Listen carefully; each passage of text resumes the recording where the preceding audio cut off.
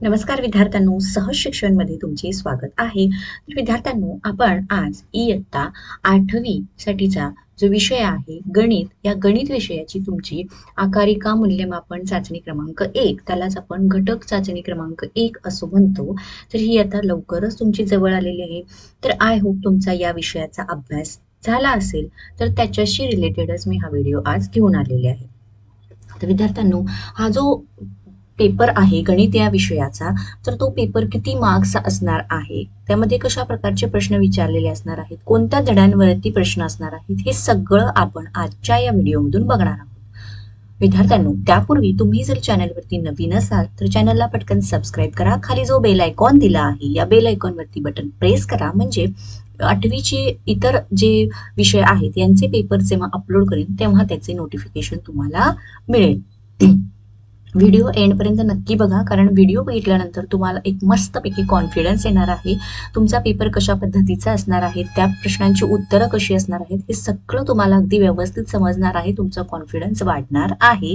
त्यासाठी व्हिडिओ एंडपर्यंत बघा. आवडल्यास लाईक करा, फ्रेंड्सना सुद्धा शेअर करा. चला बघूत आपला हा आजचा पेपर इयत्ता 8वी गणित, त्यासाठीचा घटक चाचणी क्रमांक 1. इथं याप्रमाणे तुमची सर्व माहिती लिहायची आहे. तुमचा हजेरी क्रमांक, इयत्ता, तुकडी. ओके, तर या पेपरसाठी एकूण गुण आहेत ते आहेत 20 मार्क्स.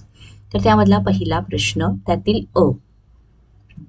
पुढील प्रश्नांसाठी पर्यायी उत्तरे दिली आहेत. त्यापैकी योग्य पर्याय निवडा व चौकटीत लिहा.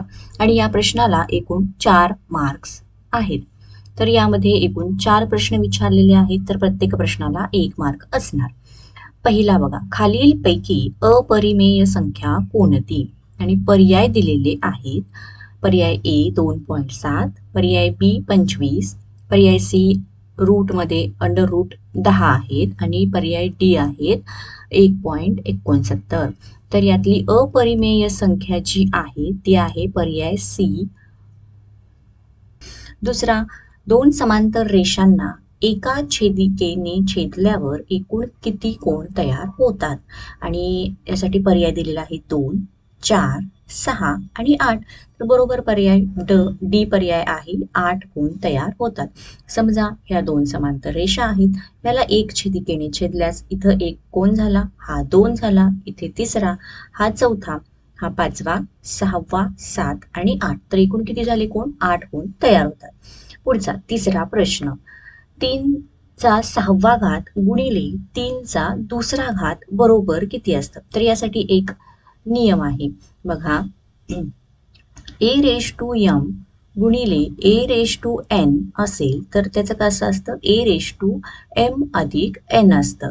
मग त्यानुसार आपण हे सोडवायचं आहे. मग इथं येणार a⁻m म्हणजेच 3चा 6वा घात आहे गुणिले 3चा दुसरा घात. मग इथं आपल्याला किती येणार, 6 अधिक 2 8 येणार, म्हणजे 3चा 8वा घात येणार, म्हणजेच पर्याय ए बरोबर असणार.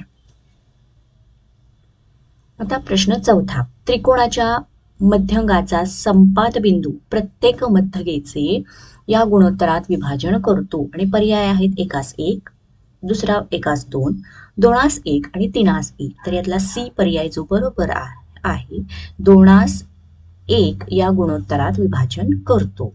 चला, पहिला अ प्रश्न आपला पूर्ण झाला आहे. आता प्रश्न ब, योग्य जोड्या जुळवा. आणि हा प्रश्न आहे एकूण 3 मार्कांसाठी, अ स्तंभ ब स्तंभ.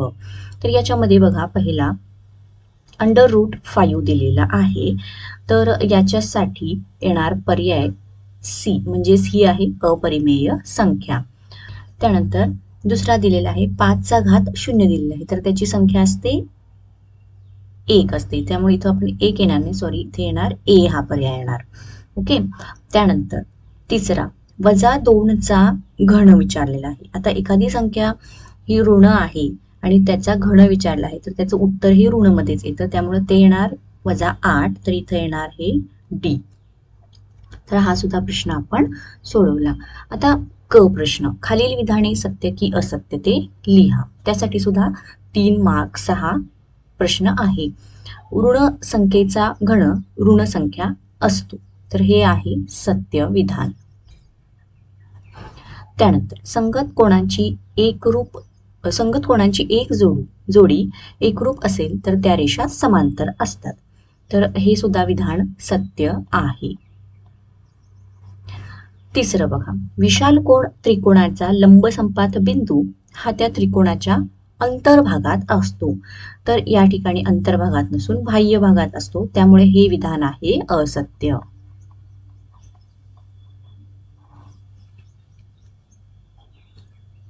चला विद्यार्थ्यांनो, पहिला प्रश्न आपला सोडवून झाला आहे.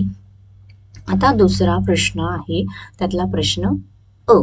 खालील उपप्रश्न सोडवा आणि हा प्रश्न 6 मार्कांसाठी विचारलेला आहे. त्यातलं पहिलं बघा, शेजारील आकृतीत रेषा ए बी समांतर रेषा पी क्यू व रेषा एल एम ही छेदिका आहे. तर ए बी आणि पी क्यू या दोन्ही रेषा एकमेकाला समांतर आहेत आणि त्याला छेदणारी आहे ही छेदिका एल एम. जर कोण एम एन क्यू, आता हा एम एन क्यू हा जो कोण आहे हा 70 अंश असेल, तर कोण ए ओ एन म्हणजे हा ए ओ एन चे माप काढा. मग त्यासाठी आपण बघा, त्यांनी दिलेला आहे कोण एम एन क्यू बरोबर 70 अंश दिलेला आहे. मग याचा विरुद्ध कोण कोणता आहे? ओ एन पी आहे, म्हणजेच हा असतो. हा सुद्धा किती असणार? 70 अंश असणार. त्यावरून विरुद्ध कोण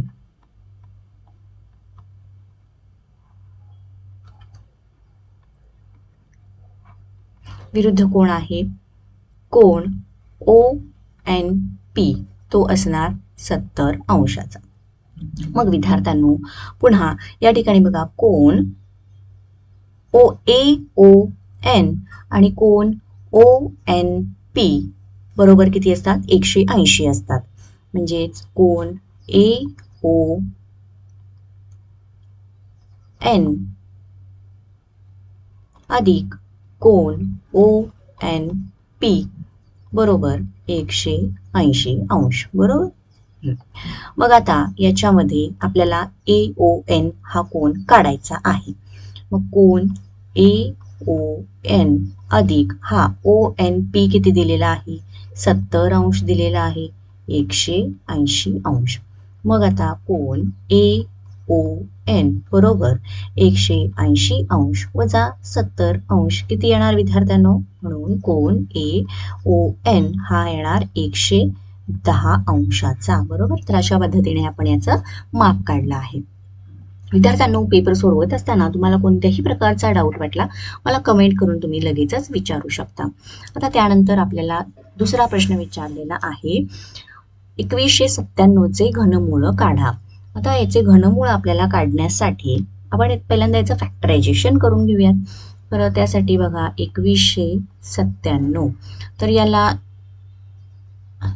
या संख्येला 13 ने भाग जातो, म्हणजे इथे येणार 169. मग पुन्हा 169 ला 13 ने भाग जातो,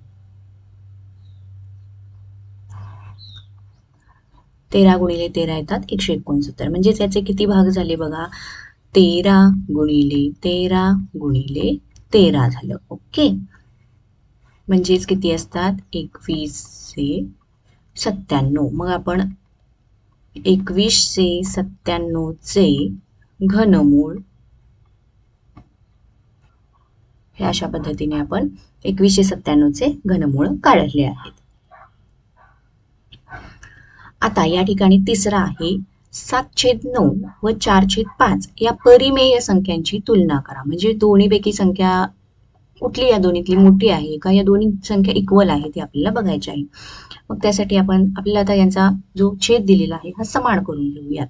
7 गुणिले 5 आणि 9 गुणिले 5, तर 4 गुणिले 9 आणि 5 गुणिले 9 केलं तर इथे बघा 7×5 35, 9×5 45 आणि 9 चौक 36, 9×5 45. आता या दोघांचा छेद समान झालेला आहे. मग असं जर असेल, दोन संख्यांचा छेद समान असेल तर त्यातला ज्याचा अंश मोठा ती संख्या मोठी असते. मग आपल्याला इथे हे असं चिन्ह येणार, म्हणजेच 7/9 4/5, तर 4/5 ही संख्या मोठी येणार.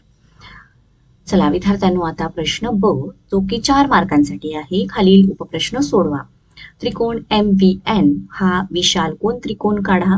त्या त्रिकोणाच्या सर्व मध्यभाग काढून त्यांचा संपात बिंदू दाखवा.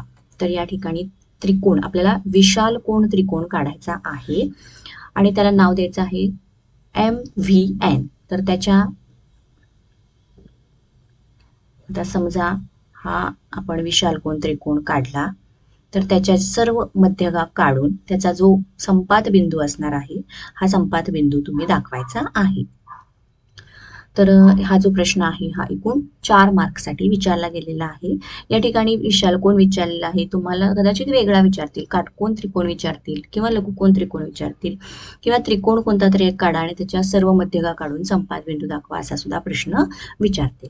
चला तर विद्यार्थ्यांनो, इयत्ता 8वी गणितचा जो पेपर कशा पद्धतीचा असणार आहे, कशा प्रकारचे प्रश्न असणार आहेत हे मी तुमच्या फॉर रेफरन्ससाठी इथे हा पेपर दिलेला आहे. हा तुमचा सराव पेपर आहे. तर विद्यार्थ्यांनो, व्हिडिओ आवडला असेल तर व्हिडिओला नक्की लाईक करा, चॅनलला सबस्क्राईब करा. थँक्यू. बाय.